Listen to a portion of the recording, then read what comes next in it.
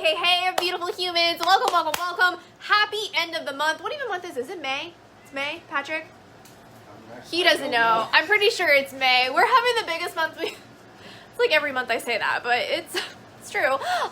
So I'm here to give you my top tip for closing out the month really strong for you guys who consider yourself leaders. So, but everybody is a leader, right? Right? Because you're leading yourself, right? So if you're a leader, trick question, because you are. Go ahead and shout out, I am a leader below. Let me know if you're here live. Let me know if you're here replay. Let me know the things. Let me know where you're tuning in from. I'm broadcasting to you live from Maui, Hawaii. And Patrick's here as well. So are both of the Chihuahuas. So is some of the team over here because they are doing what we're going to talk about, okay? So we have some things that we are celebrating right now. Several girls, I can't talk. Several girls are hitting some massive ranks in our organization, and small, like it's big ranks are hit because small ranks are hit, right? And that is the cool thing. But then there's growth as long as human beings stay consistent and they don't quit, right? And commit to the process, which is really cool.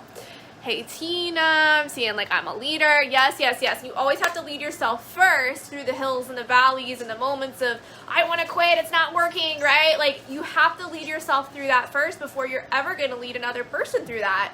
So of course it's going to happen for you first before you get an amazing, gorgeous, beautiful, glowing team. And if this makes sense, let me know. Okay, but that being said, if it is, well, it is your end of the month, okay? But end of the month, my best tip for you to really boost things, okay? And if you would like to see a boost at the end of the month, go ahead and let me know boost. And I'm going to say this is something that is built over time. It's a part of culture of your community. And it is this, and it's going to sound really simple, but it's not so simple. It's actually a mindset thing. So it is this: when you have a win, and here's the thing, when we say winning, there's judgments put on that. So I am curious, like, what do you consider winning, right? So in network marketing, a lot of times they'll say, well, a winning means I made a sale. Well, not so.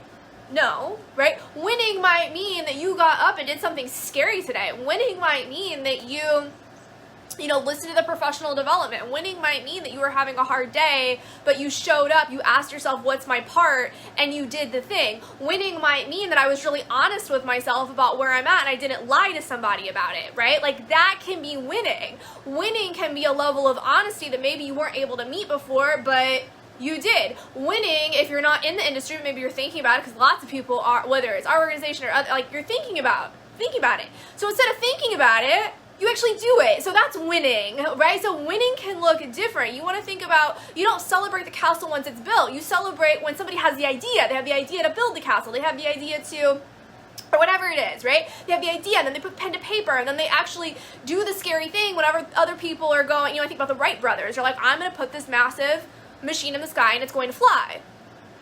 How many of us would have given up? I mean, I would have been like, oh, okay. I don't know if I would have had the belief, the vision, amidst all of the other voices. Like, that's to be celebrated. Did you follow through on something when there were haters telling you it had every reason not to work, yet you did it anyway? Because you know that if you just commit to the process, no matter how many times you try and put this massive chunk of metal in the sky and it crashes and people are telling you, don't you know about gravity? And you're going, don't you know I'm a Wright brother, right? Like, do you have that level of belief? And here's the key: can you celebrate it? Okay, so this is my key. This is my gift to you, is celebration.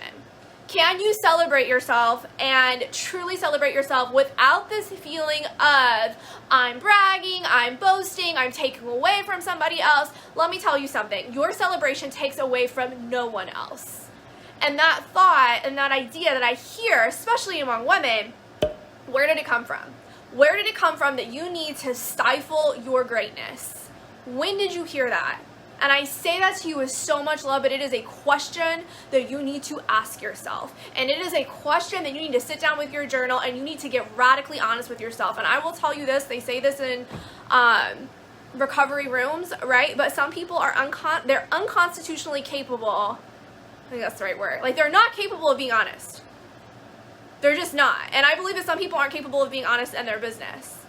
So there's a very small fraction of people that cannot be successful, right? Because they just can't be honest. But if you can be honest with yourself and just go, this is what's going on. Yes, I do have that false belief. Yes, it came up here, right? Whatever it is, right? What is that voice telling you why you can't celebrate, and do it anyway? It sounds so simple, but seriously, you have to meet the thing of resistance and go through it. You are lighting other people up. Understand that. Like, I need you to understand that when people celebrate whatever it is, you're telling somebody, oh, I can do that too. Oh, she just joined a day ago and she just watched the training video and oh, okay, so I can do it too. Oh, okay, so she just made a post and she's celebrating that she made a post, even though, you know, it's like the end of the month and whatever, and that was hard for her, and she celebrated. Oh, so I can celebrate that too. Oh, that's a win? Yeah, it's a win, right? Like, so everything becomes celebration, and you are literally lighting other people up, and you're going to start busting people's stories.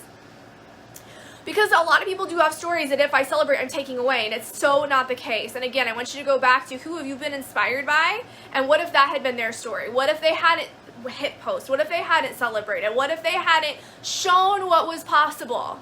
Right? That's literally what celebration is doing. You're saying, this is possible. It's possible. Look at me do it. It's possible.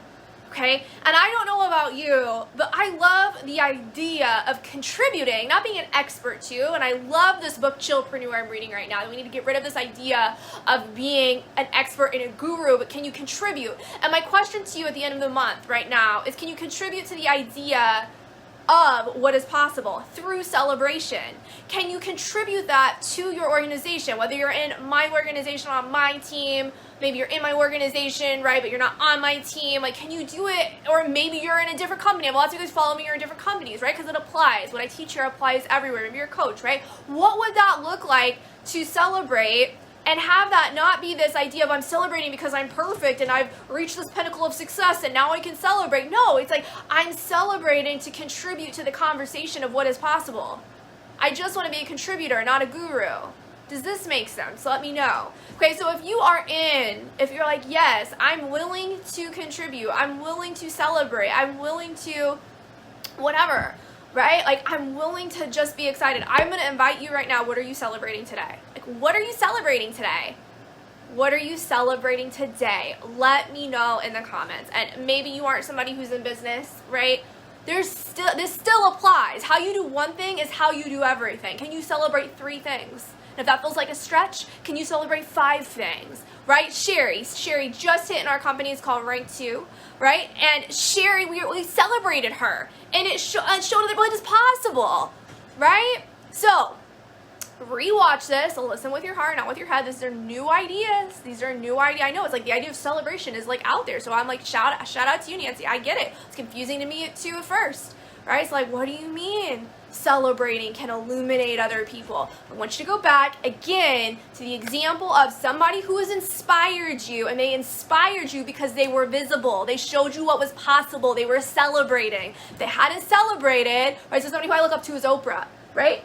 If she hadn't dared, if she hadn't said, look at what I've been able to accomplish, celebrated on a huge scale, I mean, how many other little girls, like myself, would be like, well, I'm just a victim of abuse. I'm just, you know, it's not possible for someone. No.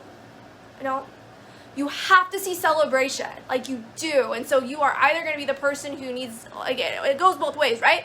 Putting yourself in an environment where you are around celebration and then contributing to the celebration, right? So you're receiving and you're also giving at the same time.